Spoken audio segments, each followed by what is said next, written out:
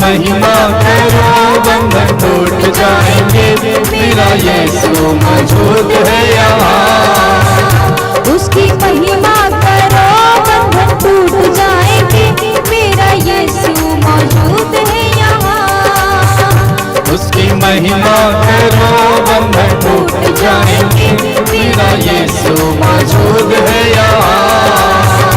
जितने बीमारी हैं चंगे हो जाएंगे, मेरा यीशु मौजूद है यहाँ। जितने बीमार हैं चंगे हो जाएंगे, मेरा यीशु मौजूद है यहाँ। जोर से ताली बजाते हैं। वो मौजूद है यहाँ, वो मौजूद है यहाँ, वो मौजूद है यहाँ।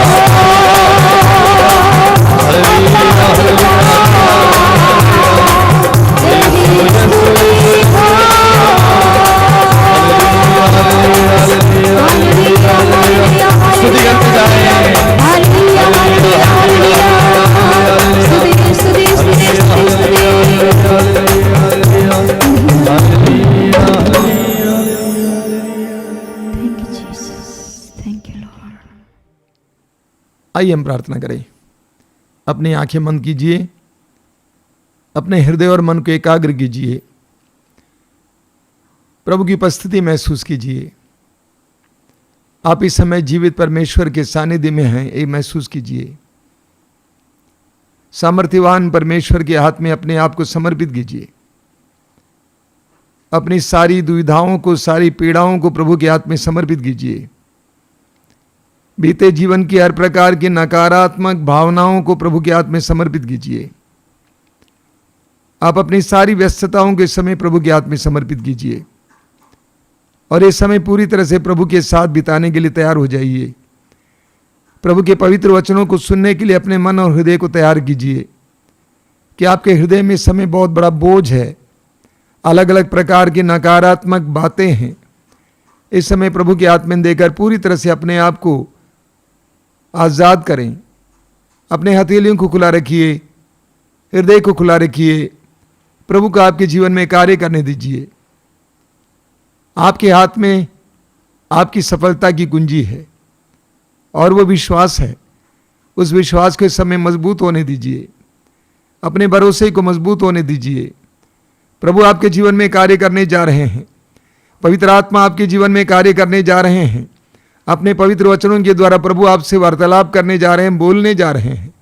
अपने हृदय और मन को इस समय पूरी तरह से प्रभु के हाथ में समर्पित कीजिए। बोलिए, प्रभु मेरे पास आइए, मेरी इस परिस्थिति में मुझे समझाइए, मेरे दुख और पीड़ाओं में मुझे समझाइए, मुझे सांत्वना देने आइए। पवित्र आत्मा को पुकारिए इस समय। पवित्र आत्मा हमारे जीवन में आ जाएं, हमारी परिस्थितियों में आ जाएं।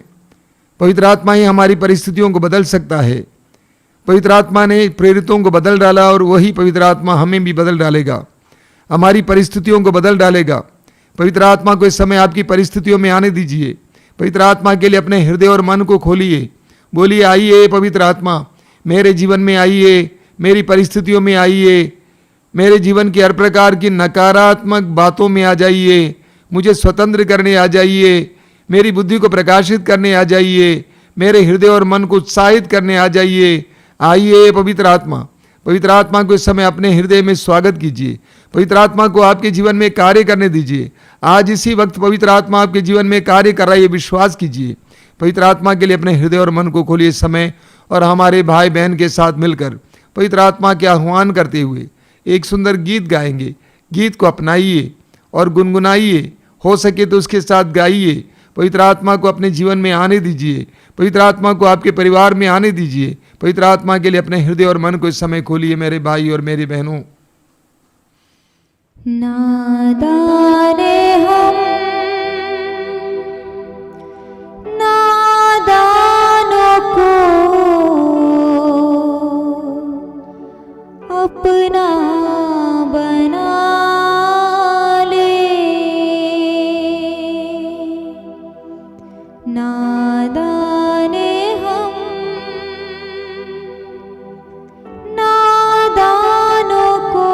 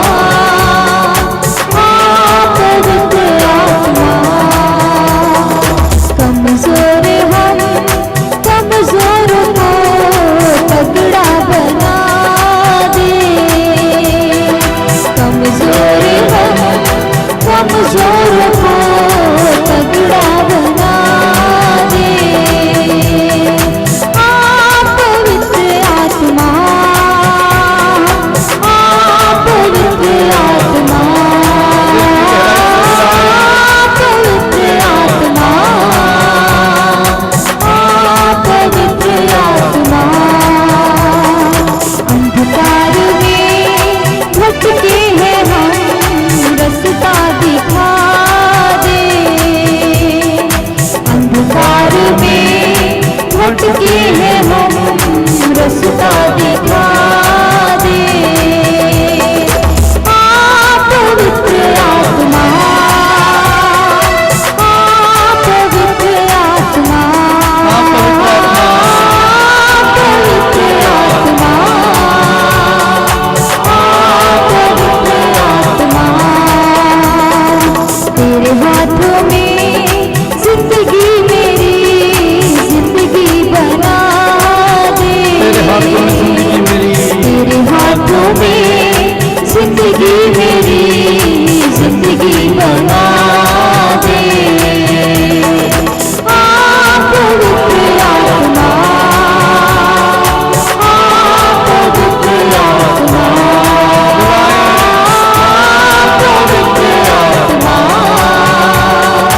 आप पवित्र आत्मा,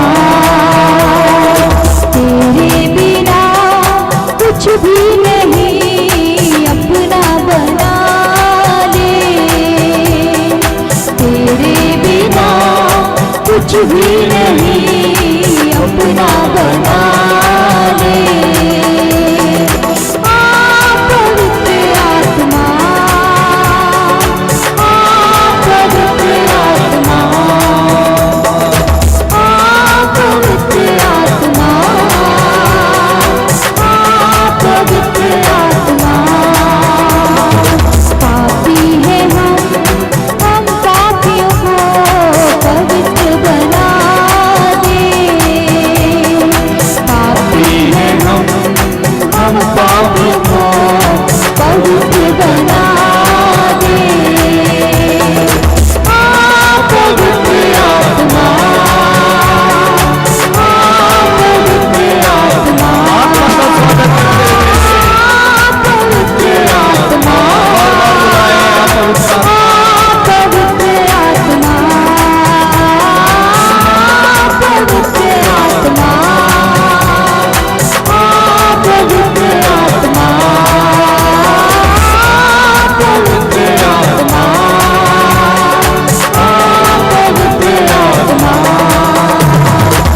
आप पवित्र आत्मा, आप पवित्र आत्मा, आप पवित्र आत्मा, आप पवित्र आत्मा।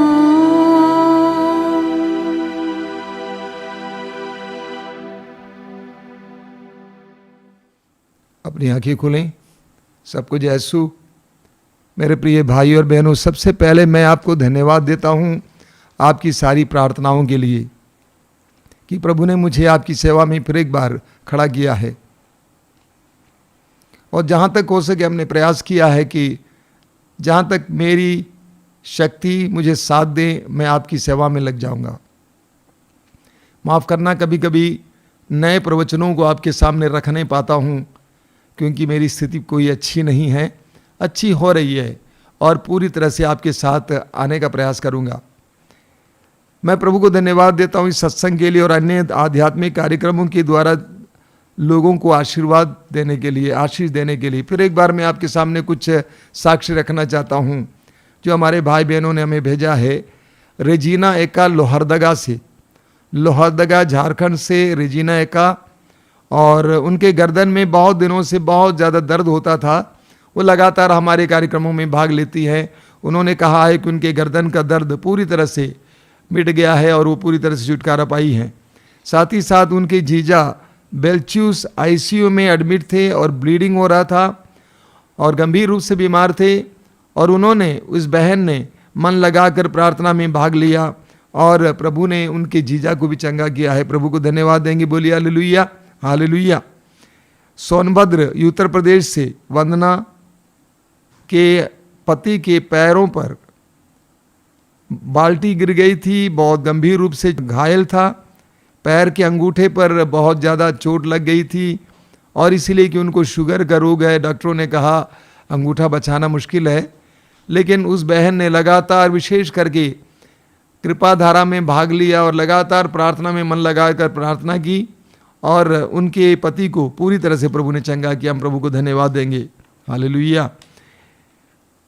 हैदराबाद से अरुण पिछले 3 वर्षों से कार्यक्रम को देख रहे हैं और उनके भाई ने तेजाब पी लिया था और उनकी स्थिति बहुत गंभीर थी और मातृधाम आश्रम से प्रार्थना मांगी गई, प्रार्थना हुई और वे प्रार्थना में भाग लिए। आज वो पूरी तरह से अच्छे हैं, स्वस्थ हैं।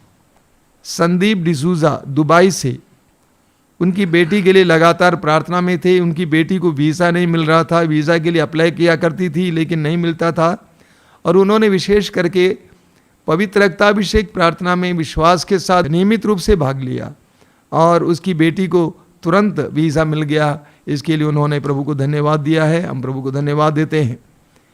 जगजीवन राम मिंज रायगढ़ से छत्तीसगढ़ के रायगढ़ से जगजीवन राम मिंज, उन्होंने कहा कि पिछले एक सत्संग में मैंने घोषणा की थी कि एक भाई जिसके मस्तिष्क में बहुत ज़्यादा परेशानी है और लगातार चक्कर आता है और प्रभु उसको चंगाई दे रहा है और वो भाई कह रहे हैं कि मैं ही वो पापी हूँ जिसको प्रभु ने चंगा किया है, मैं पूरी तरह से आज स्वस्थ हूँ। प्रभु को धन्यवाद देंगे, हालेलुया। रीना तिर्की खड़गपुर से मार्च महीने के सत्संग में ये घोषणा की गई थी कि बहुतों को नौकरी मिल रही है और वो कहती है कि मैं उनमें से एक हूँ जिनको एक अच्छी नौकरी मिल गई है, मैं प्रभु को धन्यवाद देता हूँ। आशीष खाखा नई दिल्ली से, वे कृपाधारा में नियमित रूप से भाग लेते हैं और अन्य कार्यक्रमों में भी नियमित रूप से भाग लेते हैं और वे एक नौकरी की तलाश में थे और उनको आईआईटी में असिस्टेंट प्रोफेसर की नौकरी मिल गई, बहुत अच्छी नौकरी मिल गई है और वो बहुत खुश हैं। उसके लिए वो प्रभु को धन्यवाद देना चाहते हैं, बोलिए हालेलुया। लुइस बागे सिमडेगा से, सिमडेगा झारखंड से लुइस बागे कमर के दर्द से महीनों से परेशान था, सारी प्रार्थनाओं में नियमित रूप से भाग लेते हैं और वो पूरी तरह से आज स्वस्थ हैं, अच्छे हैं। इसके लिए प्रभु को धन्यवाद देते हैं, हालेलुया। फरीदाबाद से अजय यादव, उनकी पत्नी अर्चना पिछले कई साल से बीएड और अन्य परीक्षाओं में भाग लेती हैं लेकिन वो उत्तीर्ण नहीं होती थी, पास नहीं होती थी और जिसके कारण पूरा परिवार बहुत ज़्यादा चिंतित था। लेकिन उन्होंने प्रार्थना में भाग लेना शुरू किया। आज उनकी पत्नी पूरी तरह से उत्तीर्ण हो गई हैं और बीएड परीक्षा में भी उत्तीर्ण हो गई हैं। पूरा परिवार बहुत ज़्यादा खुश है, इसके लिए प्रभु को धन्यवाद देते हैं। इसके अलावा बहुत सारे भाई बहनों ने टेलीफोन के द्वारा हमें बताया है कि उनको प्रभु ने विभिन्न प्रकार के वरदानों से विभूषित किया है। मैंने क्यों आपके सामने ये साक्ष्य रखा? ये बताने के लिए कि प्रभु अपने वचनों के अनुसार कार्य करते हैं। हम पढ़ेंगे मार्कुस के सुसमाचार के अध्याय 16 उसके वाक्य 20 में कि प्रभु यीशु के शिष्य चारों ओर घूम घूम कर सुसमाचार की घोषणा किया करते थे और प्रभु ने उनके साथ कार्य किया। साथ साथ घटित होने वाले चमत्कारों के द्वारा प्रभु ने उनके वचनों को प्रमाणित किया। तो जब आप प्रभु के वचनों को सुनते हैं, इस सत्य को जानना कि प्रभु आपके जीवन में कार्य कर रहे हैं। जब आप प्रभु के वचन के लिए अपने कानों को खोलते हैं, समझना कि प्रभु आपके जीवन में कार्य कर रहे हैं। तो इसीलिए इस समय प्रभु आपके जीवन में कार्य कर रहे हैं, विश्वास कीजिए, प्रभु आपको भी आशीर्वाद देंगे। आज भी आशीर्वाद का दिन है, इस सत्संग में मन लगाकर भाग लीजिए। मेरे प्रिय भाई और बहनों, आप जानते हैं कि मैं गिर जाने से मेरे पाँव की हड्डी टूटी है और मैं पड़ा हुआ हूँ। कुछ दिन पहले एक भाई अपने एक हिंदू भाई के साथ मुझसे मिलने आए और वो अविश्वासी भाई मेरे करीब आए, मेरे पैरों को छूने लगे और उन्होंने मुझसे एक बात कही जिस बात ने मेरे हृदय को स्पर्श कर दिया। उन्होंने कहा, देखिए, आप लोगों की नाभि ईश्वर से जुड़ी हुई है। उन्होंने कहा कि मैंने आपका पैर इसीलिए छुआ क्योंकि आपकी नाभि ईश्वर से जुड़ी हुई है। बहुत अच्छी बात। आप जानते हैं, जब हम अपनी माताओं के गर्भ में थे, हमारी नाभियां हमारी माताओं से जुड़ी हुई थी और उस नली के द्वारा हमें ऊर्जा मिलती थी, शक्ति मिलती थी, जीवन की आवश्यक चीजें मिलती थी, रक्त का बहाव होता था। तो हमारी नलियां माताओं से जुड़ी हुई थी। जब हमारा जन्म हुआ उस समय वो नाली काटी गई, लेकिन उस भाई ने कहा कि आपकी नली आज ईश्वर से जुड़ी हुई है। एक बहुत बड़ी सच्चाई है। हर विश्वासी की नाभि हर मसीही की नाभि ईश्वर से जुड़ी हुई होनी चाहिए, यानी ईश्वर से हमें ऊर्जा मिलना चाहिए। हमारी ऊर्जा का स्रोत ईश्वर है, हमारे आनंद का स्रोत ईश्वर है, हमारे जीवन का स्रोत ईश्वर है, हमारी शांति का स्रोत ईश्वर है। हमारी नाभियां उस ईश्वर के साथ जुड़ी रहनी चाहिए ताकि ईश्वर से वह बहाव हो। माता मरियम से हम सुने, माता मरियम कहती हैं कि मेरी आत्मा प्रभु का गुणगान करती है, मेरा मन अपने मुक्तिदाता ईश्वर में आनंद मनाता है। यानी माँ मरियम कहती हैं कि मेरे मुक्तिदाता ईश्वर से मुझे आनंद मिलता है। आपको हबक्कुक के ग्रंथ के अध्याय 3 उसके वाक्य 17 से 19 तक बहुत सुंदर वचन पढ़ने को मिलता है। मैं आपको पढ़कर सुनाना चाहता हूँ।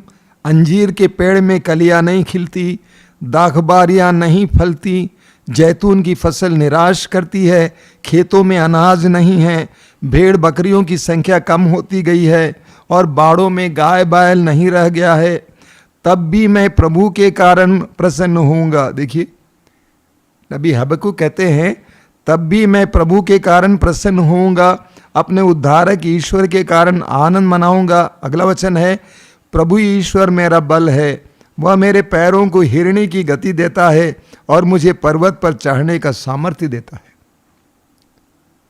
एक विश्वासी के लिए अपने ऊर्जा का केंद्र, अपने आनंद का स्रोत ईश्वर होना चाहिए। उसकी नाभि ईश्वर से जुड़ी हुई होनी चाहिए। आपने देखा है लोग पतंग उड़ाते हैं, कई पतंगे ऊपर उड़ती रहती हैं, बड़ी ऊंचाई पर उड़ती हैं, लेकिन उस पतंग की डोर किसके हाथ में है? उसके मालिक के हाथ में है। अगर वो डोर कट जाएगी तो वो पतंग गिर जाएगी।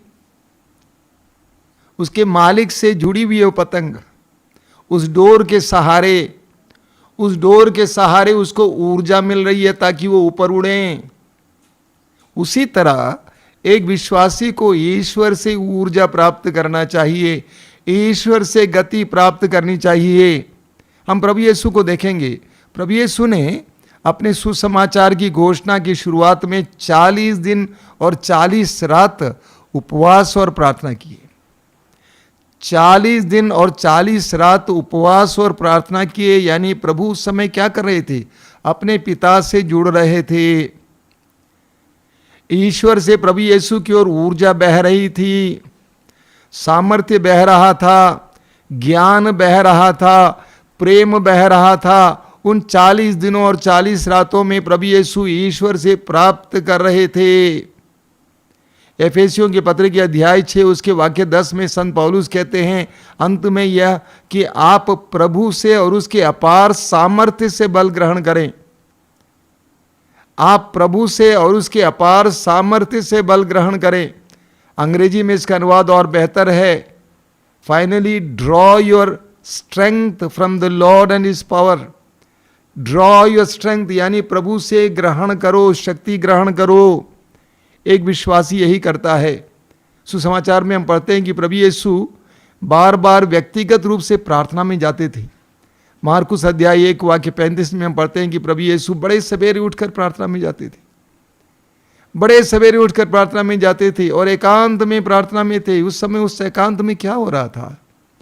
ईश्वर की ओर से उसकी ओर ऊर्जा बह रही थी, सामर्थ्य बह रहा था, प्रेम बह रहा था, जीवन बह रहा था, शांति बह रही थी, पवित्रता बह रही थी। प्रभु यीशु ईश्वर से ऊर्जा ग्रहण कर रहे थे। एक विश्वासी को भी इसी तरह ईश्वर से ऊर्जा ग्रहण करने की जरूरत है, ईश्वर से शक्ति ग्रहण करने की जरूरत है। कई साल पहले जाड़े के मौसम में हमारे यहाँ बहुत ज़्यादा ठंड पड़ी। आश्रम में उस समय बड़े बड़े मोटे मोटे बादाम के पेड़ थे, मोटे मोटे बादाम के पेड़।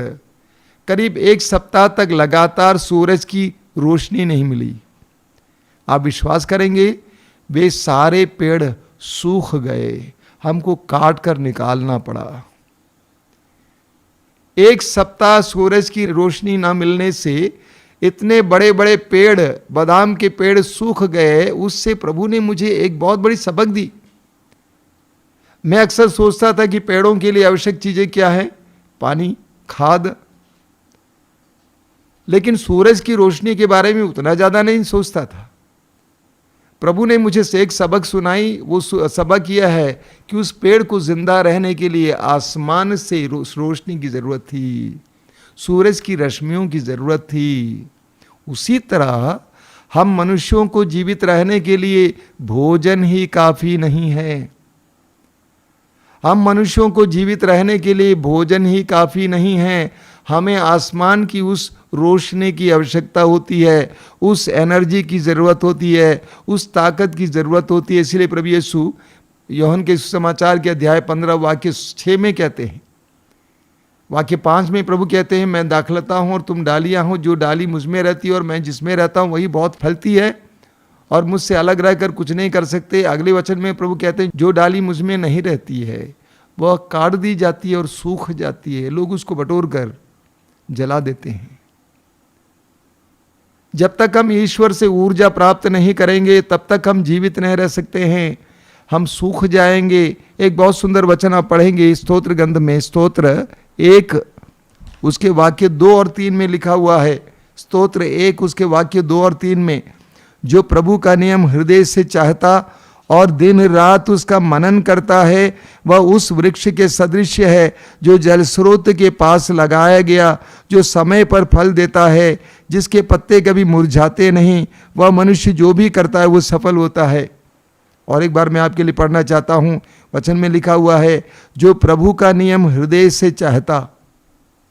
वास्तव में अंग्रेजी में इसका अनुवाद है, those who take delight in the word of god, यानी जो ईश्वर के वचन में रुचि लेता है, स्वाद लेता है, वो कैसा है और दिन रात उसका मनन करता है, वो उस वृक्ष के सदृश है जो जलस्रोत के पास लगाया गया, जो समय पर फल देता है, जिसके पत्ते कभी मुरझाते नहीं। वो मनुष्य जो भी करता सफल होता है, क्योंकि वह कहाँ से ऊर्जा निकालता है, वह ईश्वर के वचन से ऊर्जा लेता है, ईश्वर के वचन से जीवन प्राप्त करता है, ईश्वर के वचन में रुचि लेता है, इसीलिए वो हरा भरा रहता है, उस वृक्ष के सदृश रहता है जो जल स्रोत के किनारे रोपा गया है, उसके अंदर सामर्थ्य बना रहता है और वो व्यक्ति जो भी करता है वो सफल होता है, वचन में लिखा हुआ रहता है। इसी तरह यिर्मयाह नबी का ग्रंथ उसके अध्याय 17 में लिखा हुआ है। यिर्मयाह नबी अध्याय 17 वाक्य 7 और 8 बहुत सुंदर वचन है, ध्यान से सुनेंगे। धन्य है वो मनुष्य जो प्रभु पर भरोसा रखता है, जो प्रभु का सहारा लेता है। वह जल स्रोत के किनारे लगाए हुए वृक्ष के सदृश है, जिसकी जड़ें पानी के पास फैली हुई हैं। वह कड़ी धूप से नहीं डरता, उसके पत्ते हरे भरे बने रहते हैं। सूखे के समय उसे कोई चिंता नहीं होती, क्योंकि उस समय भी वो फलता है। और एक बार सुनिए, वचन में लिखा हुआ है, धन्य है वह मनुष्य जो प्रभु पर भरोसा रखता है, जो प्रभु का सहारा लेता है। जिसका सहारा प्रभु है, जो प्रभु पर भरोसा रखता है, जो मनुष्यों पर भरोसा नहीं रखता है, जो संसार पर भरोसा नहीं रखता है, जो मनुष्यों का सहारा नहीं लेता है बल्कि प्रभु का सहारा लेता है। मेरे जीवन में प्रभु ने बहुत कुछ सिखाया है। एक बात यह है, प्रभु का सहारा लो, प्रभु पर भरोसा रखो। हर बात में मैं प्रभु पर भरोसा रखता हूं, मैं मनुष्यों पर भरोसा नहीं रखता हूं, मनुष्यों का सहारा नहीं ढूंढता हूं, बल्कि प्रभु का सहारा ढूंढता हूं। और प्रभु सही सहारा देता है और सही भरोसा देता है। हमें दानियल के ग्रंथ के अध्याय 6 में पढ़ने को मिलता है कि दानियल कैसे अपने ईश्वर की आराधना करने के कारण, प्रार्थना करने के कारण सिंह के खड्ड में डाला गया था, वहां पे पड़ा हुआ था। पूरी रात वह भूखे सिंह के खड्ड में पड़ा रहा, लेकिन सिंह उसको खा नहीं पाया, उसको कुछ नहीं कर पाया। उसी अध्याय में आप पढ़ेंगे कि दानियल बाहर लाया गया और उसके शरीर पर एक खरोच तक नहीं था, कोई घाव नहीं था, क्योंकि उसने ईश्वर पर भरोसा रखा था। उसका एकमात्र भरोसा, उसका एकमात्र सहारा ईश्वर था। जब हमारा भी एकमात्र सहारा और एकमात्र भरोसा ईश्वर होगा, ईश्वर ऐसी परिस्थितियों में हमारे साथ करेगा, हम डगमगा जाते हैं, हम घबरा जाते हैं, हम अचानक ईश्वर को छोड़कर मनुष्यों के पीछे दौड़ने लगते हैं, संसार के पीछे दौड़ने लगते हैं, परेशान होने लगते हैं, ईश्वर के सानिध्य से भाग जाते हैं। वचन में लिखा हुआ है, धन्य है वह मनुष्य जो प्रभु पर भरोसा रखता है, जो प्रभु का सहारा लेता है। वह जल स्रोत के किनारे लगाए हुए वृक्ष के सदृश है, जिसकी जड़ें पानी के पास फैली हुई हैं। हमारी नाभियां ईश्वर के साथ जुड़ी रहें। जिसकी जड़ें पानी के पास फैली हुई हैं, वो कड़ी धूप से नहीं डरता, उसके पत्ते हरे भरे बने रहते हैं। सूखे के समय उसे कोई चिंता नहीं होती, क्योंकि उस समय भी वो फलता है। ईश्वर पर भरोसा रखना, ईश्वर में जीवन जीना। हमें प्रकाशना ग्रंथ के अध्याय 22 में उस झरने के बारे में पढ़ने को मिलता, पवित्र आत्मा के झरने, संजीवन जल के झरने के बारे में पढ़ने को मिलता है, जिसके दोनों तटों पर वृक्ष हैं, जिसके पत्ते हमेशा दवा का काम करते हैं और जिस पेड़ों पर हर महीने ताजा ताजा फल होते हैं। उसी तरह एजेकिएल नबी के ग्रंथ के अध्याय 47 में भी हमें पढ़ने को मिलता है उन वृक्षों के बारे में जो संजीवन जल के तट पर रोपे गए हैं, जिनकी जड़ें संजीवन जल में हैं, जिनकी जड़ें पवित्र आत्मा हैं, जिनकी जड़ें पवित्र आत्मा में हैं, और वे सदा हरा भरा रहते हैं, हर महीने फल देते हैं। मेरे प्रिय विश्वासी भाई और बहनों, जीवन में जब परिस्थितियां बिगड़ जाती हैं, हम टेढ़े मेढ़े होने लगते हैं, हम बेईमानी का सहारा लेने लगते हैं, हम संसार पर भरोसा रखने लगते हैं, हम पैसे पर भरोसा रखने लगते हैं, हम मनुष्यों का सहारा लेने चाहते हैं। उन सारे क्षणों में अगर हम प्रभु के साथ लगे हुए हैं, जुड़े हुए हैं, तो हम देखेंगे हमारे जीवन में प्रभु क्या काम करेगा। हमारी जड़ों को पवित्र आत्मा में होना चाहिए। जब हमारी जड़ें पवित्र आत्मा में हैं, तो आप देखेंगे प्रभु कैसे कैसे चमत्कार हमारे जीवन में करेंगे। कोलोसियों के पत्र के अध्याय 2 उसके वाक्य 6 और 7 में, कोलोसी अध्याय 2 वाक्य 6 और 7 में संत पौलुस हमें समझाते हैं। पौलुस क्या कहते हैं? पौलुस कहते हैं, आपने ईसा मसीह को प्रभु के रूप में स्वीकार किया है, इसलिए उन्हीं से संयुक्त होकर जीवन बिताएं। उन्हीं में आपकी जड़ें गहरी हों और नींव सुदृढ़ हों। पौलुस कहते हैं कि उन्हीं में आपकी जड़ें गहरी हों। आप अपनी जड़ों को यीशु में गहरा कर दीजिए, यानी यीशु से आप जीवन प्राप्त कीजिए, यीशु से ऊर्जा प्राप्त कीजिए, यीशु से सामर्थ्य प्राप्त कीजिए, यीशु को अपने सब कुछ का स्रोत बनाइए, केंद्र बनाइए। आप देखेंगे आपके जीवन में प्रभु कैसे कार्य करने वाले हैं। हमारे जीवन में जब विपत्तियां आती हैं, दुख आ जाते हैं, पीड़ाएं आ जाती हैं, तो हम लोग घबरा जाते हैं, हम प्रभु को छोड़ने लगते हैं। उन सारे क्षणों में यीशु को अपने जीवन का केंद्र बनाइए, स्रोत बनाइए। कोलोसियों के पत्र के अध्याय 3 वाक्य 1 में संत पौलुस कहते हैं, यदि आप यीशु मसीह के साथ जी उठे हैं तो ऊपर की चीजों की चिंता किया करें। ऊपर की चीजों की चिंता किया करें। क्या मतलब इसका? ऊपर से जुड़े रहें। ये ऊपर मतलब क्या होता है? ईश्वर से जुड़े रहें। आप यीशु मसीह के साथ जी उठे हैं तो आपकी चिंता सांसारिक नहीं होनी चाहिए, बल्कि ईश्वर से जुड़ी हुई बातें होनी चाहिए। आप ईश्वर के साथ जुड़े रहें। हम इस्यास नबी के ग्रंथ के अध्याय 55 में पढ़ते हैं, उसके वाक्य 2 में ध्यान से सुनिए। प्रभु क्या कहते हैं? प्रभु कहते हैं, जो भोजन नहीं है उसके लिए तुम लोग अपना रुपया क्यों खर्च करते हो? जो भोजन नहीं है उसके लिए तुम लोग अपना रुपया क्यों खर्च करते हो? जो तृप्ति नहीं दे सकता है उसके लिए परिश्रम क्यों करते हो? ये तो हमारे जीवन में हो रहा है। संसार में सभी लोग इस तरह की बातों में फंसे हुए हैं। वचन में लिखा हुआ है, जो भोजन नहीं उसके लिए तुम लोग अपना रुपया क्यों खर्च करते हो? जो तृप्ति नहीं दे सकता उसके लिए परिश्रम क्यों करते हो? मेरी बात सुनो, तब खाने के लिए तुम्हें अच्छी चीजें मिलेंगी और तुम लोग पकवान खाकर प्रसन्न हो जाओगे। कान लगाकर सुनो और मेरे पास आओ, मेरी बातों पर ध्यान दो और तुम्हारी आत्मा को जीवन प्राप्त होगा। प्रभु कहते हैं तुम जिन चीजों के पीछे दौड़ते हो वे सारी चीजें तुम्हें जीवन नहीं दे पाती हैं, आनंद नहीं दे पाती हैं, संतृप्ति नहीं दे पाती हैं, तब भी तुम उन सारी चीजों के पीछे दौड़ रहे हो। ये तो हो रहा है संसार में, जो मनोरंजन है, जो सुख सुविधाएं हैं, अन्य प्रकार की चीजें, आयुष आराम, वासना और अन्य प्रकार की चीजें हमें आनंद नहीं दे सकते हैं, हमें मजा देता है। अंग्रेजी में कहा जाता है a fool seeks pleasures while a wise seeks joy, यानी एक मूर्ख मजा ढूंढता है लेकिन एक बुद्धिमान व्यक्ति सच्चा आनंद ढूंढता है। सन फ्रांसिस असीसी का उदाहरण लीजिए, वो भी सांसारिक थी।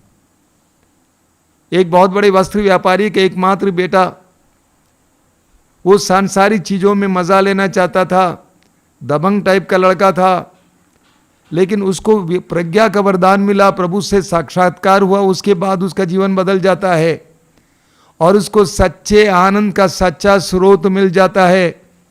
उसका आनंद कई गुना बढ़ जाता है और उसके आनंद को देखकर बहुत सारे युवक और युवतियां उसके पीछे चलने लगते हैं। इतने बड़े वस्त्र व्यापारी का बेटा टाट ओढ़ता है, बोरे का वस्त्र पहनता है, तब भी आनंदित रहता है। मेरे जीवन में एक बहुत बड़ा परिवर्तन उस समय हुआ जब मैं वर्षों पहले उत्तर प्रदेश के बरेली में एक आश्रम में जी रहा था। जवान था, मेरी भी अपने सपने थे, अपनी उम्मीदें थी, और उस आश्रम में 2 साल जीवन बिताते समय मुझे बहुत बहुत सरल जीवन जीना पड़ा, बहुत सरल जीवन। पानी के लिए हमारे पास एक हैंडपंप था, एकमात्र टॉयलेट सबके लिए, कई लोग रहते थे उसमें। बहुत सरल जीवन, बहुत सरल घर, अच्छी दीवारें तक नहीं थी, लकड़ी बटोरना था, खाना पकाना था, स्वयं बर्तन मांजना था, और इसके बाद हमें सुसमाचार की घोषणा के लिए उत्तर प्रदेश और राजस्थान के अलग अलग शहरों में जाना था। कठिन जीवन, कठोर जीवन, सरल जीवन, लेकिन मैंने ये महसूस किया कि उन 2 वर्षों में बहुत आनंद था, बहुत आनंद था। एक तरफ सरल जीवन, कठिन जीवन, कठोर जीवन, दूसरी तरफ बहुत ज्यादा आनंद। इस वास्तविकता ने मेरे जीवन को ही पलट दिया। मैं सोचने लगा, भाई यहाँ का जीवन कितना सरल है, कितनी कठोर परिस्थिति है, इसके बावजूद मेरे अंदर इतना आनंद, ये कैसा कॉम्बिनेशन है। मेरे सारे मूल्य बदल गए और उसी समय से मैं दाढ़ी बाल रखने लगा और मैं सरल हो गया, सरल वस्त्र पहनने लगा, सरल जीवन जीने लगा, सच्चे आनंद के पीछे। प्रभु कहते हैं, जो तुम्हें तृप्ति नहीं दे सकता है उसके लिए परिश्रम क्यों करते हो? कान लगाकर सुनो और मेरे पास आओ, मेरी बात पर ध्यान दो और तुम्हारी आत्मा को जीवन प्राप्त होगा। सन फ्रांसिस असीसी के जीवन में भी यही बात हुई। उन्होंने सच्चे आनंद का सच्चा स्रोत पाया। और मैं सोचता हूं कि इस दुनिया में बहुत सारे भाई बहन, उनको प्रज्ञा का वरदान मिलेगा तो वे भी सच्चे आनंद के सच्चे स्रोत को पाएंगे। हम सभी को उस सच्चे स्रोत के पास आने की आवश्यकता है। अब आप सवाल करेंगे कि हमारी नाभियां कैसे ईश्वर के साथ जुड़ जाएंगी, हम कैसे ईश्वर के साथ जुड़ जाएंगे? मैं आपके सामने 3 बातें रखता हूं। सबसे पहली बात, ईश्वर पर भरोसा रखना और ईश्वर का सहारा लेना। वचन में आपने पढ़कर सुना, धन्य है वे जो ईश्वर पर भरोसा रखते हैं और जो ईश्वर का सहारा लेते हैं। एकमात्र भरोसा ईश्वर पर, एक पक्का भरोसा, हिलना डुलना नहीं चाहिए। कैसी भी परिस्थिति क्यों ना हो, भरोसा ईश्वर पर हो और आपका सहारा ईश्वर हो। मैंने बीते 25 या 30 वर्षों से यही अनुभव किया है। इस आश्रम में रहते हुए मैंने यह महसूस किया कि ईश्वर पर भरोसा रखने का अर्थ क्या है, उसका फायदा क्या है। आज तक प्रभु ने मुझे लज्जित होने नहीं दिया। रोमियो के पत्र के अध्याय 10 वाक्य 11 में लिखा हुआ है, जो प्रभु पर भरोसा रखता, विश्वास करता है, उसे कभी लज्जित नहीं होना पड़ेगा। आज तक मुझे लज्जित नहीं होना पड़ा। प्रभु ने सदा मुझे सहारा दिया है। इसीलिए जब हम पूरी तरह से प्रभु पर भरोसा रखते हैं, प्रभु का सहारा ढूंढते हैं, उस समय आप देखेंगे कि आपके जीवन में प्रभु कार्य करेंगे, चमत्कार करेंगे, चिन्ह प्रकट करेंगे। तो सबसे पहली बात यह है कि प्रभु पर भरोसा रखना, प्रभु का सहारा ढूंढना।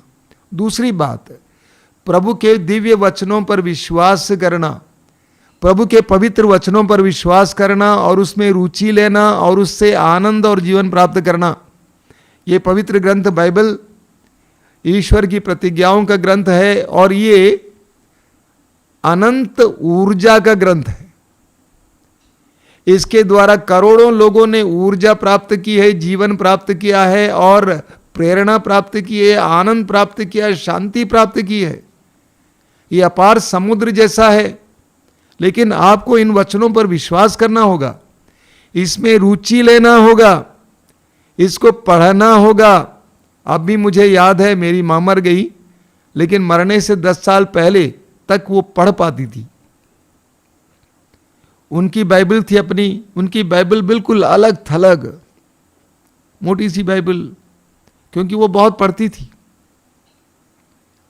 बहुत पढ़ती थी। उन्होंने मुझसे एक बार कहा कि बेटा, उनकी रोशनी चली गई थी बहुत ज़्यादा शुगर की बीमारी के कारण, चीनी का रोग था, उनकी रोशनी चली गई थी, लेकिन सिर्फ प्रार्थना के जरिए उनको रोशनी वापस मिल गई। तो उन्होंने कहा कि बेटा, जब से प्रभु ने मुझे रोशनी वापस दी, उस समय से लेकर आज तक जब तक मैं 1 अध्याय नहीं पढ़ती हूँ या 3 अध्याय नहीं पढ़ती हूँ, तब तक मुझे नींद नहीं आती है।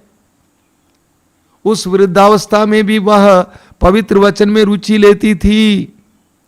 तो ये पवित्र वचन, अनमोल वचन, इन वचनों में जो रुचि लेता है, इसको जो पढ़ता है, इस पर जो विश्वास करता है, उसको जीवन प्राप्त होता है, वह प्रभु के साथ जुड़ जाता है। तीसरा है प्रार्थना। प्रार्थना का तात्पर्य ही ईश्वर से जुड़ना है। जितना हम ईश्वर के साथ जुड़ेंगे, उतना हम अपने जीवन में प्रभु की कृपाएं प्राप्त करेंगे। मैं अक्सर सोचा करता हूं कि प्रभु यीशु 40 दिन और 40 रात उपवास और प्रार्थना करने के लिए गए। वहां पर कौन सी किताब ले गए? कोई किताब नहीं थी, कुछ नहीं था, खाली हाथ निर्जन प्रदेश में। प्रभु क्या कर रहे थे? प्रभु जुड़ रहे थे, प्रभु जुड़ रहे थे, पिता और वो एक हो रहे थे। सच्ची प्रार्थना में हम प्रभु के साथ जुड़ जाते हैं, एकदम करीबी से जुड़ जाते हैं, हम एक हो जाते हैं। ऊर्जा बहने लगती है, प्रज्ञा बहने लगती है, जीवन बहने लगता है। मेरे प्रिय विश्वासी भाई और बहनों, प्रभु के साथ जुड़ना सीखिए। हमारी नाभियां प्रभु के साथ जुड़ी रहें, ताकि हमारे अंदर प्रभु का जीवन बहे। जिस तरह एक बच्चा उसकी मां के गर्भ में मां से जुड़े रहने से ऊर्जा प्राप्त करता है, उसका शरीर बनता है, उसी तरह जितना हम प्रभु के साथ जुड़े रहेंगे, हमारी नाभियां प्रभु के साथ जुड़ी रहेंगी, हमारी और प्रभु का जीवन बहेगा, प्रभु की शांति बहेगी, प्रभु की प्रज्ञा बहेगी, प्रभु का सामर्थ्य बहेगा। हम भी उसी तरह पुष्ट होते जाएंगे। प्रभु यीशु इसी तरह पुष्ट होते गए और उनके जीवन में प्रकट हुआ। चारों ओर घूम घूम कर चमत्कार और चिन्ह प्रकट किए। क्यों? क्योंकि उनके अंदर ईश्वर का जीवन बह रहा था। हम जितना प्रभु के साथ जुड़ेंगे, उतना हमारे जीवन में प्रभु की कृपाएं देखने को मिलेंगी। हम प्रार्थना करें कि प्रभु हमें भी तेरे साथ जुड़ने की कृपा दीजिए। आइए अपने आंखें बंद कीजिए, प्रार्थना कीजिए। प्रभु यीशु, धन्यवाद देते हैं इन सुंदर पलों के लिए, तेरे इन पवित्र वचनों के लिए, हमारा आह्वान करने के लिए, हमें बुलाने के लिए, तेरे साथ जुड़ने के लिए आमंत्रित करने के लिए धन्यवाद देते हैं। प्रभु यीशु, धन्यवाद देते हैं। हम तुझसे प्रार्थना करते हैं, प्रार्थना के द्वारा, भरोसे के द्वारा, तेरा सहारा ढूंढते हुए, तेरे पवित्र वचनों के द्वारा तेरे साथ लगातार जुड़े रहने और तेरे द्वारा तेरे पिता से जुड़े रहने की कृपा हम में से हर एक को दीजिए। हमारी प्रार्थना को ग्रहण कर, आमीन। आइए इस समय हम परम प्रसाद में उपस्थित प्रभु यीशु की आराधना करें, उनकी महिमा करें। अपना पूरा ध्यान, अपना पूरा मन प्रभु की ओर लगाएं, आत्मा और सच्चाई से प्रभु की आराधना करें। आवाज़ को बुलंद करें और संस्कार में उपस्थित प्रभु को हम आदर सम्मान करते हुए उनकी आराधना करें। आइए ताली बजाते हुए हम गीत में सम्मिलित हो जाएं।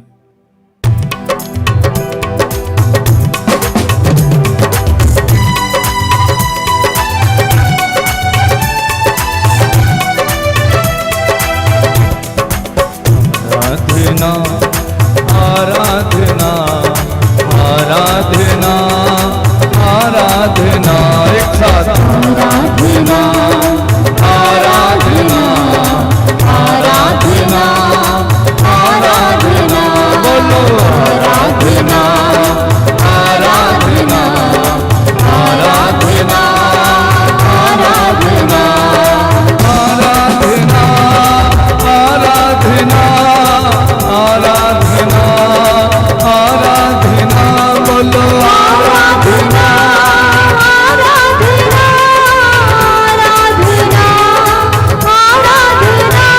आराधना आराधना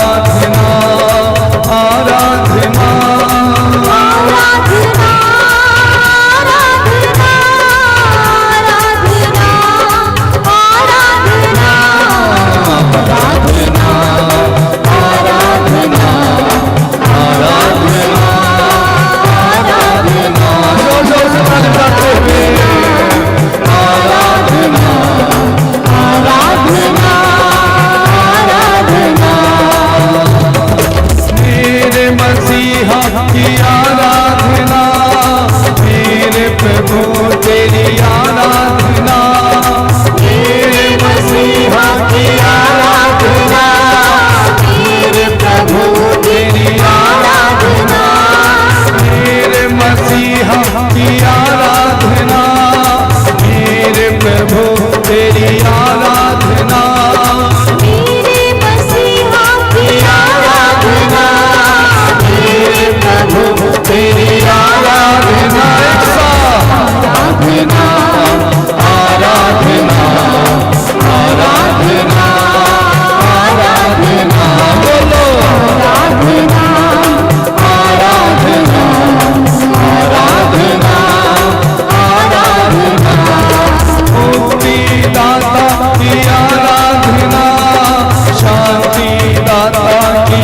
आराधना, मुक्तिदाता की आराधना, शांति दाता की आराधना, मुक्तिदाता की आराधना, शांति दाता की आराधना, मुक्तिदाता की आराधना शांति दाता की आराधना, आराधना आराधना आराधना आराधना, बोलो आराधना आराधना आराधना आराधना, जीवन रोटी की आराधना, जीवित बलि तुझे आराधना, जीवन रोटी की आराधना, जीवित बलि तुझे आराधना, जीवन रोटी की आराधना, जीवित बलि तुझे आराधना, आराधना आराधना आराधना आराधना, बोलो आराधना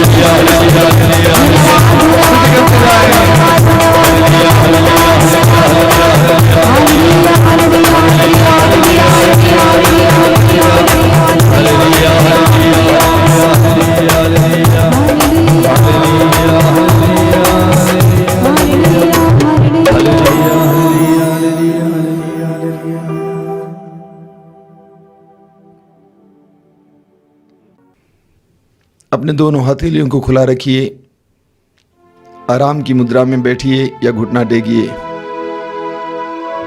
प्रभु यीशु इस समय हमारे बीच में विराजमान है, विश्वास कीजिए। यीशु इस कार्यक्रम के द्वारा प्रभु यीशु आपके परिवार में और आपके घर में उपस्थित है, महसूस कीजिए। आप जिस टीवी के द्वारा, जिस मोबाइल के द्वारा इस आराधना में भाग ले रहे हैं, उस मोबाइल के द्वारा प्रभु यीशु आपके करीब आए हैं, विश्वास कीजिए। अपने हृदय और मन को प्रभु के लिए खोलिए। ये अनुग्रह का समय है, आशीष का समय है, बंधनों से आजादी का समय है, हर प्रकार के अनुग्रह और चमत्कारों का समय है। आज हमने प्रभु के चमत्कारी स्वभाव के बारे में मनन किया। प्रभु ने बड़े बड़े चमत्कार और चिन्ह प्रकट किया, और वही प्रभु आज हमारे जीवन में भी चमत्कार और चिन्ह प्रकट करना चाहते हैं। हर प्रकार के अविश्वास को दूर कीजिए, अगर ठंडापन है उसको दूर कीजिए, आत्मा को विश्वास की गर्मी से भरिए।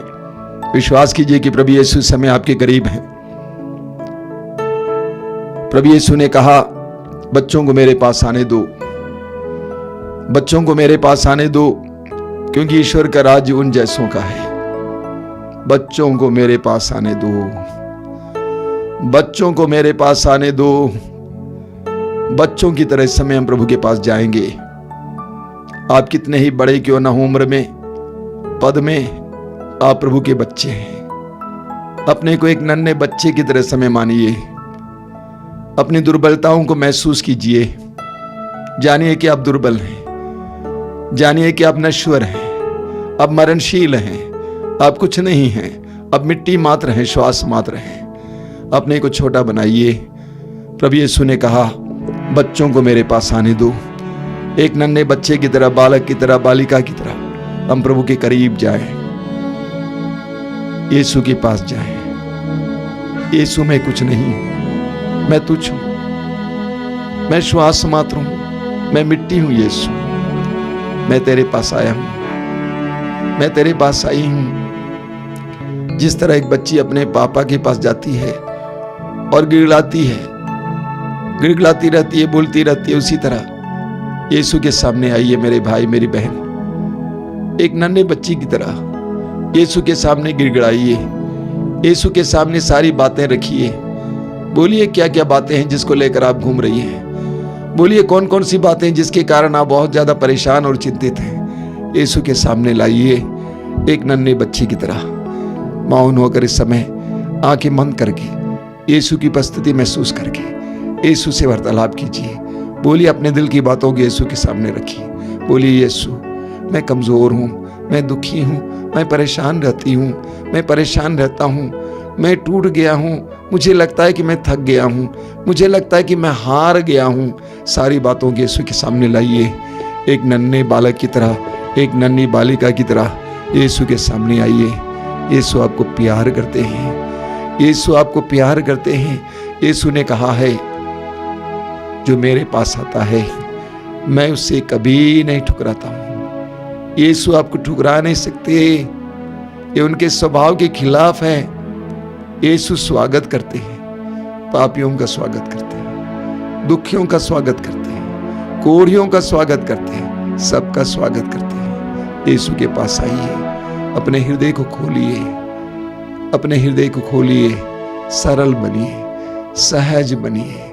यीशु तेरी स्तुति, तेरी आराधना, तेरी महिमा। आइए यीशु हमारे जीवन में आइए, तेरे बच्चों के जीवन में आइए। यीशु आज के दिन एक चमत्कारी ढंग से आइए। धन्यवाद यीशु, तेरी स्तुति, तेरी आराधना, तेरी महिमा, तेरी स्तुति, तेरी आराधना, तेरी महिमा। अपने हृदय और मन को यीशु के सामने रखिए और पूरे मन से, पूरे हृदय से अपनी सारी बातों को यीशु के सामने रखिए। रखते जाइए, मौन होकर सारी बातों को यीशु के सामने रखते जाइए। यीशु आपको स्पर्श कर रहे हैं, यीशु आपको देख रहे हैं, आपके अंदर के अंदर की बातों को जान रहे हैं। समर्पित करते जाइए। पवित्र आत्मा उतर आओ, अभिषेक से हमें भर दो। पवित्र आत्मा उतर आओ, अभिषेक से हमें भर दो। अग्नि ज्वाला समान उतर आओ,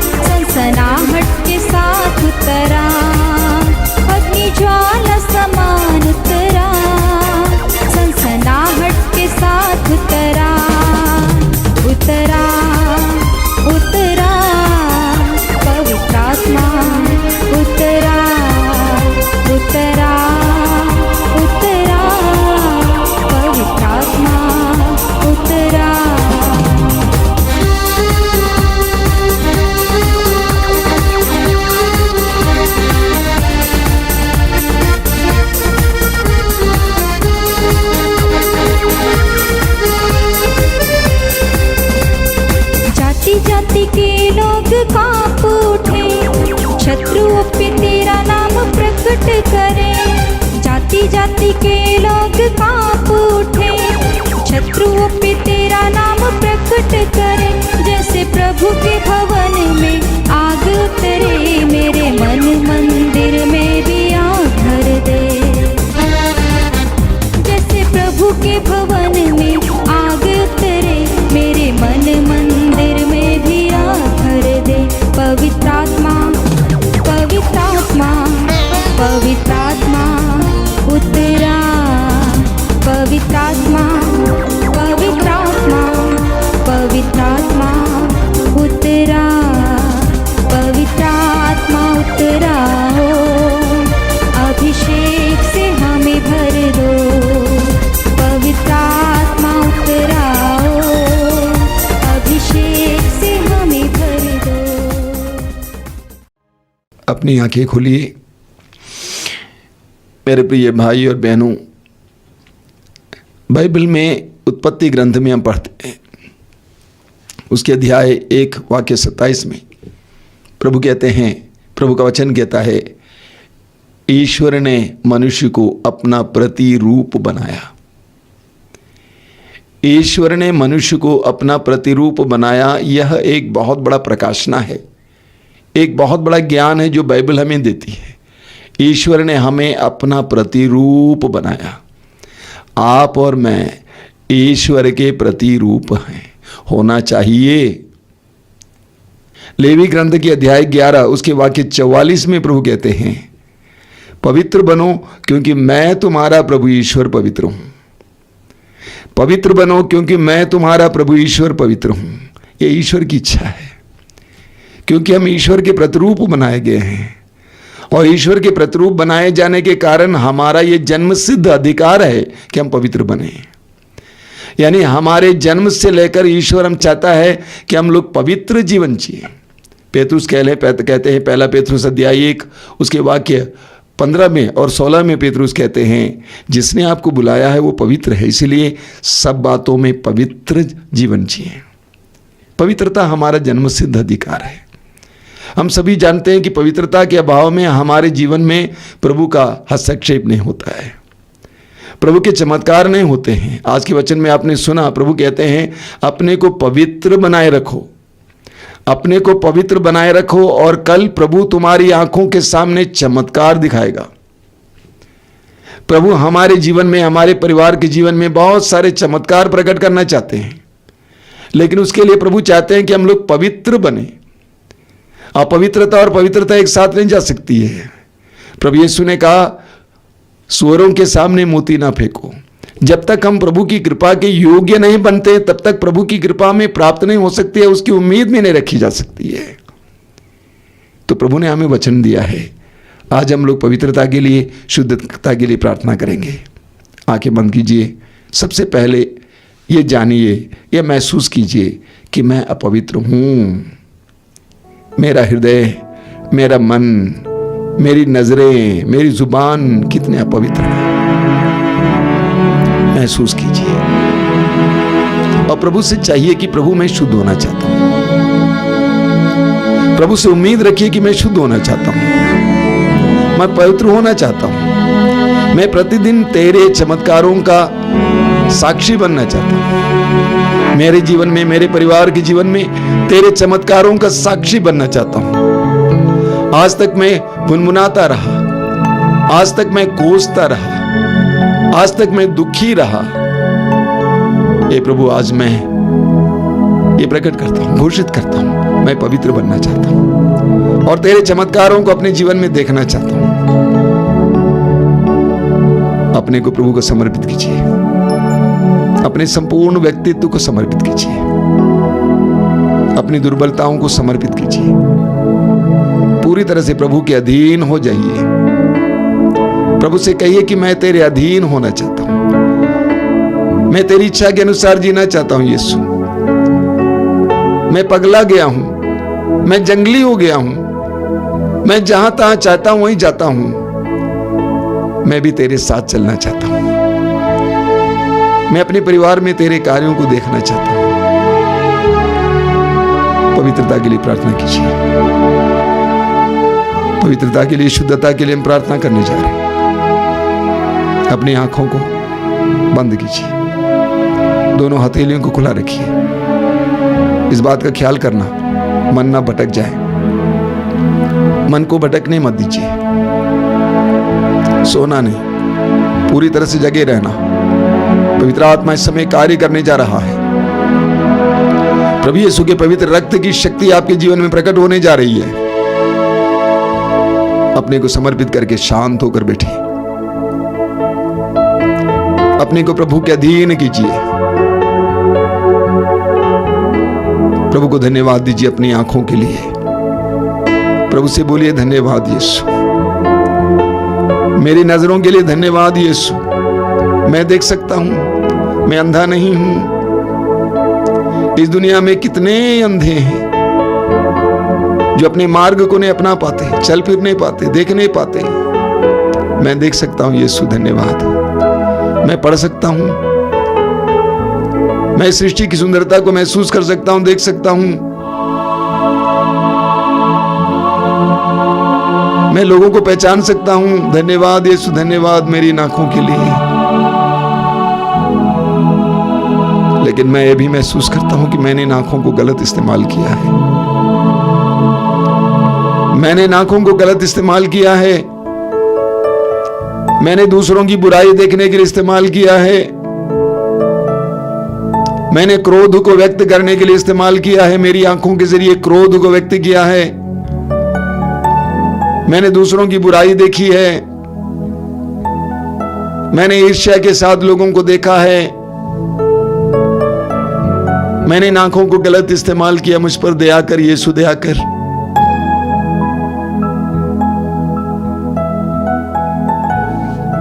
मैंने इन आंखों को गलत इस्तेमाल किया है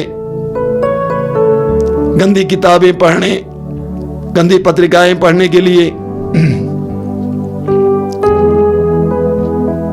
गंदी तस्वीरें देखने के लिए, नग्न तस्वीरें देखने के लिए, अश्लील चलचित्र देखने के लिए,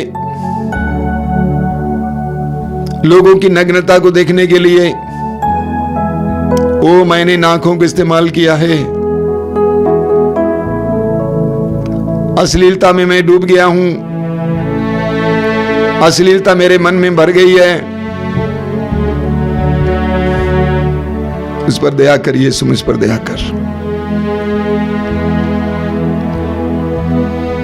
मेरी आंखों से न जाने कितने पाप मैंने किए, अपराध किया है। तूने कहा है आंख शरीर का दीपक है। यदि आंख स्वस्थ है तो समूचा शरीर प्रकाशमान होगा। वो मेरी आंखें स्वस्थ नहीं थी यीशु। जिस तरह आदम और हेवा ने पाप के बाद एक दूसरे की नग्नता देखी, मुझे भी नग्नता दिखाई देती है। प्रभु यीशु, तेरे पवित्र रक्त में शक्ति है कि मेरी आंखों को शुद्ध करें। कलवारी पहाड़ पर तूने जो रक्त बहाया, एक बूंद रक्त इस समय मेरी आंखों में डाल दीजिए। मेरी आंखों को शुद्ध कीजिए यीशु। मेरी आंखों में जो गंदगी भरी हुई उसे दूर कीजिए यीशु। तेरे पवित्र रक्त की शक्ति से इसी वक्त मेरी आंखों को शुद्ध कीजिए, पवित्र कीजिए। मेरी आंखों और मेरे मन में जो अश्लीलता भरी हुई है, जो अश्लीलता भरी हुई है, जो बुरी यादें हैं, प्रभु यीशु तेरे पवित्र रक्त की शक्ति से समय मिटाइए। मेरी आंखों को शुद्ध कीजिए यीशु। मेरी आंखों को पवित्र कीजिए यीशु। जो आंखें तूने मेरे जन्म के समय मुझे दिया,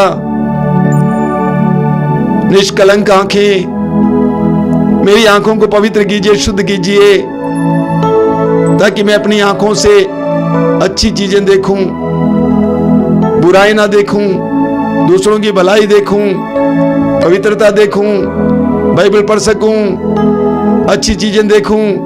मेरी आंखों को शुद्ध कीजिए, सुशुद्ध कीजिए। अपनी आंखों को इस समय प्रभु को समर्पित कीजिए। धन्यवाद दीजिए कि आप अंधे नहीं हैं। प्रभु से प्रार्थना करते जाइए कि प्रभु मेरी आंखों को शुद्ध कीजिए, पवित्र कीजिए। यीशु अपने पवित्र रक्त को इस समय आपकी नजरों में, आपकी आंखों में डालें और आपकी आंख को शुद्ध करे, पवित्र करे। स्वतंत्र होकर प्रभु की स्तुति करते जाइए। Hallelujah, hallelujah, hallelujah, hallelujah, hallelujah, hallelujah. स्तुति करते जाइए, स्तुति करते जाइए, स्तुति करते जाइए। Hallelujah, hallelujah. यीशु, यीशु, यीशु, यीशु, यीशु, तेरे पवित्र रक्त की शक्ति से, तेरे पवित्र रक्त की शक्ति से मेरे भाई बहनों की आंखों को शुद्ध कीजिए। यीशु, तेरा पवित्र रक्त हमारी आंखों को शुद्ध करता है। वचन में लिखा हुआ है, ईश्वर के पुत्र का रक्त हमें हर पाप से शुद्ध करता है। यीशु, तेरे पवित्र रक्त की योग्यता से, तेरे पवित्र रक्त की शक्ति से इस समय सारी आंखों को शुद्ध कीजिए, पवित्र कीजिए, शुद्ध कीजिए, पवित्र कीजिए, शुद्ध कीजिए, पवित्र कीजिए, शुद्ध कीजिए, पवित्र कीजिए, शुद्ध कीजिए, पवित्र कीजिए। मौन हो जाएंगे और इस समय प्रभु को धन्यवाद देंगे। यीशु से बोलिए, धन्यवाद यीशु, मैं विश्वास करता हूं कि तू मेरी आंखों को शुद्ध कर रहा था।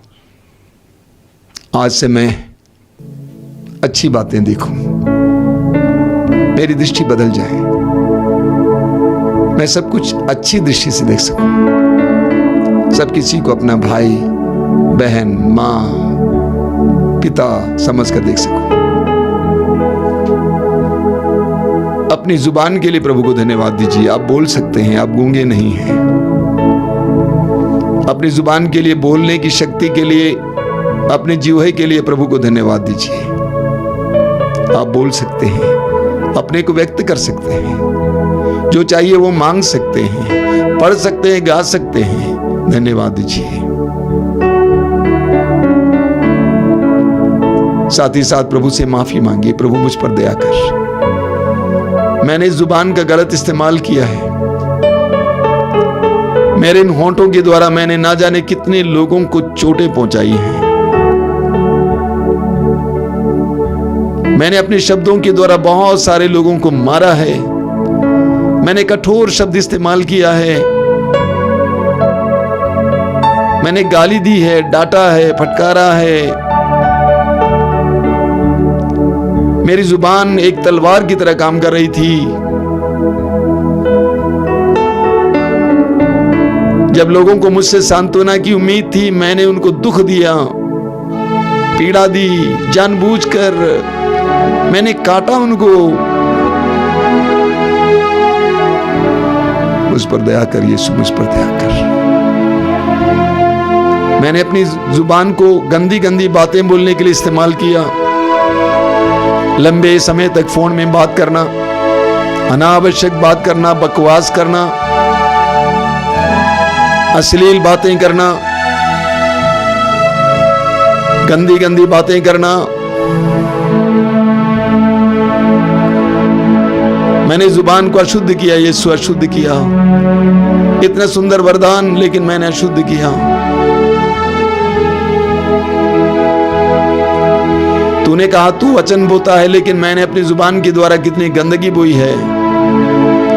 गंदे गंदे गाने गाना, अश्लील गाना गाना, रात भर डायलॉग बोलना, चैटिंग करना। क्या जिंदगी थी मेरी यीशु, क्या जिंदगी थी, जंगली जिंदगी। मुझ पर दया कर, मुझ पर दया कर, मेरे होंठ को शुद्ध कर। इस्यास नबी अध्याय 6 में हम पढ़ते हैं, जब तेरी महिमा उस पर छा गई, इस्यास ने कहा कि हाय मैं मर गया, मैं पापी होंठ वाला इंसान हूं। मैंने ईश्वर की महिमा देखी।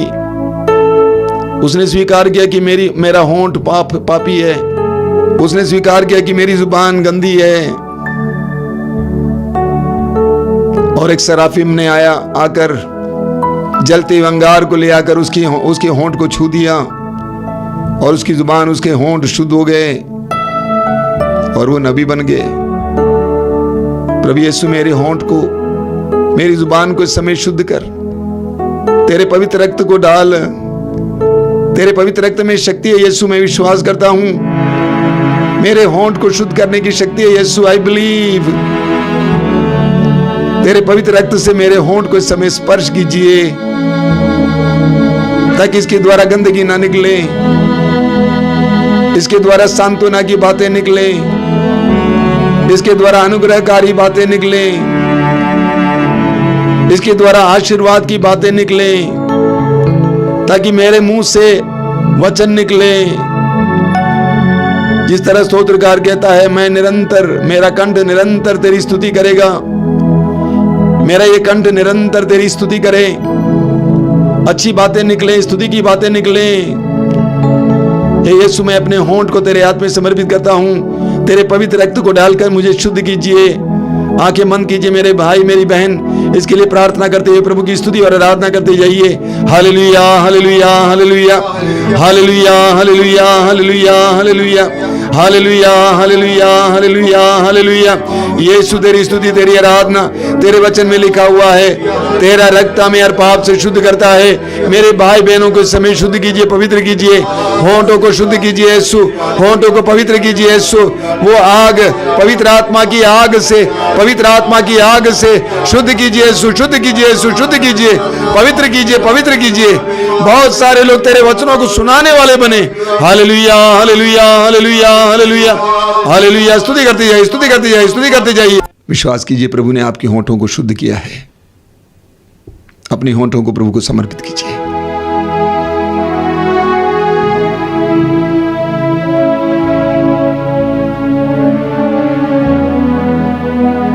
इस समय अपने हृदय को प्रभु के सामने खोलिए। आंखें बंद करके इस समय विशेष करके अपने हृदय को टटोल कर देखिए। मेरे दिल में कितने लोगों के प्रति मेरे दिल में क्रोध है, गुस्सा है, दुश्मनी है, बैर है, अक्षमा है। आप यीशु के सामने हैं, आपको जानने वाले यीशु के सामने। आप उनसे कुछ नहीं छिपा सकते। अपने हृदय को शुद्ध करने का समय है मेरे भाई, समय मेरी बहन। यीशु आपको मदद कर रहे हैं, आपकी सहायता कर रहे हैं। आंखें बंद करके इस समय याद कीजिए उन लोगों को, कम से कम 5 व्यक्तियों को याद कीजिए जिनके प्रति आपके दिल में गुस्सा है, क्रोध है, अक्षमा है। 5 लोगों को सबसे ज्यादा जिनके प्रति आपके दिल में क्रोध है, उनको याद कीजिए इस समय। एक एक व्यक्ति को इस समय यीशु के सामने लाइए। एक एक व्यक्ति को यीशु के सामने लाइए और एक एक व्यक्ति को इस समय अपने हृदय से क्षमा करते जाइए। बोलते जाइए उनसे, मैं आपको क्षमा करती हूँ, मैं आपको क्षमा करता हूँ, मुझे भी क्षमा करना, मुझे भी माफ करना। यीशु की आवाज सुनिए कलवारी पहाड़ से, हे पिता इन्हें क्षमा कर, क्यों नहीं जानते कि क्या कर रहे हैं। इतनी सारी यातनाएं देने वाले लोगों को यीशु ने क्षमा किया। क्षमा करते जाए, क्षमा करते जाइए मेरे भाई मेरी बहन। एक एक व्यक्ति को इस समय यीशु के सामने क्षमा करते जाना, यीशु के सामने क्षमा करते जाना, यीशु के सामने क्षमा करते जाना। एक एक व्यक्ति को क्षमा करते जाना, क्षमा करते जाइए। क्षमा कीजिए इस समय, बोलिए यीशु मैं क्षमा करता हूँ, यीशु मैं क्षमा करता हूँ। क्षमा करते जाइए एक एक व्यक्ति को, बिना शर्त के, बिना शर्त के, कोई शर्त नहीं। यीशु ने कोई शर्त नहीं लगाई, बिना शर्त के क्षमा किया।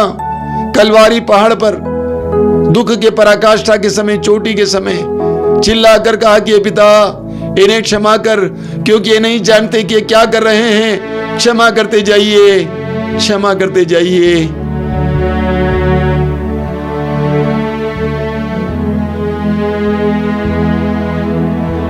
प्रभु आपके साथ है, प्रभु आपकी मदद कर रहे हैं। क्षमा करते जाइए, क्षमा करते जाइए। यीशु आपको प्यार करते हैं, यीशु आपको सहारा देना चाहते हैं, यीशु आपके जीवन में चमत्कार प्रकट करना चाहते हैं। समर्पित करते जाइए, अपने दिल को साफ करते जाइए। दिल में इन सारी चीजों को मत रखिए। इस समय विश्वास करना कि प्रभु आपके जीवन में कार्य करने जा रहे हैं। अपने मन में इस समय याद कीजिए किस बात के लिए आप आज प्रार्थना करना चाहते हैं। और मार्कुस अध्याय 11 वाक्य 24 के अनुसार विश्वास कीजिए कि मैंने जो मांगा प्रभु दे रहे हैं। जिस बात के लिए आप प्रार्थना करना चाहते हैं, विश्वास करना कि प्रभु ने मुझे दिया है। एक पक्का विश्वास। और ऐसे विश्वास के साथ इस समय अपने दोनों हाथ ऊपर गिर उठाएंगे और स्वतंत्र होकर प्रभु की स्तुति करते जाएंगे। Hallelujah hallelujah hallelujah hallelujah. चमत्कार चमत्कार चमत्कार चमत्कार। हे प्रभु तू चमत्कारी प्रभु है, चमत्कारी प्रभु है। शब्द मात्र से स्वर्ग और पृथ्वी को बनाने वाले परमेश्वर, शब्द मात्र से सारी सृष्टि को बनाने वाले परमेश्वर, तूने कहा वैसा हुआ। इब्राहिम को 100 साल की उम्र में संतान देने वाले परमेश्वर, इस्राएली जनता के लिए लाल समुद्र को 2 भागों में विभाजित करने वाले परमेश्वर, यीशु को मृतकों में से जिलाने वाले परमेश्वर, आज इसी वक्त तेरे बच्चों के लिए, तेरी जनता के लिए चमत्कार प्रकट कर, उनके परिवारों में चमत्कार प्रकट कर, उनके जीवन में चमत्कार प्रकट कर। Hallelujah hallelujah. यीशु के नाम पर बड़े बड़े चिन्ह और चमत्कार इसी वक्त आपके परिवार में प्रकट हो जाए। बड़े बड़े चिन्ह और चमत्कार, चमत्कार चिन्ह चमत्कार, चिन्ह चमत्कार, चिन्ह चमत्कार, चिन्ह चमत्कार, चिन्ह चमत्कार। असंभव सी बातें संभव हो जाएं। बेरोजगारों को रोजगार मिले, निसंतानों को संतान मिले, बेघरों को घर मिले। Hallelujah hallelujah hallelujah hallelujah hallelujah hallelujah hallelujah hallelujah hallelujah hallelujah hallelujah hallelujah hallelujah. आप में से जो रोगी हैं, आपके शरीर में जहां भी रोग है, दाहिना हाथ इस समय वहां रखेंगे विश्वास के साथ। आप में से जो रोगी हैं, आपको जहां भी तकलीफ और रोग है, पीड़ा है, वहां पर इस समय दाहिना हाथ रखेंगे यीशु के नाम पर। यीशु के नाम पर आपने दाहिना हाथ रखा है। यीशु ने कहा निरोगों को, निरोगियों को वैद्य की जरूरत होती है। यीशु वैद्यों का वैद्य है, यीशु वैद्यों के वैद्य हैं। बड़े से बड़े रोगियों को चंगा करने आए हैं। वचन में लिखा हुआ है जितनों ने उन्हें स्पर्श किए वे सबके सब चंगे हो गए। वचन में लिखा हुआ है सबको उन्होंने चंगा किया। समर्पित करना इस समय अपने रोग को और अपने दर्द को प्रभु को आज समय आपके जीवन में कार्य करने दीजिए। परम प्रसाद में उपस्थित यीशु के नाम पर, पुनर्जीवित यीशु के नाम पर इसी वक्त आपके जीवन में एक चमत्कार और चिन्ह प्रकट होने दीजिए, रोग मुक्ति होने दीजिए। विश्वास कीजिए और इस समय स्वतंत्र होकर प्रभु की स्तुति करते जाएंगे। Hallelujah hallelujah hallelujah. यीशु के नाम पर, यीशु के शक्तिशाली नाम पर, करुणामय यीशु के नाम पर इसी वक्त हर तरह के रोग से पुराने रोग से, हर तरह के दर्द पीड़ा से चंगाई मिले, चंगाई मिले, चंगाई मिले। इस कार्यक्रम में भाग लेने वाले एक एक व्यक्ति को यीशु स्पर्श कर रहे हैं। चंगाई चंगाई चंगाई चंगाई चंगाई चंगाई चंगाई चंगाई चंगाई चंगाई चंगाई चंगाई चंगाई चंगाई चंगाई। Hallelujah hallelujah hallelujah hallelujah hallelujah hallelujah hallelujah.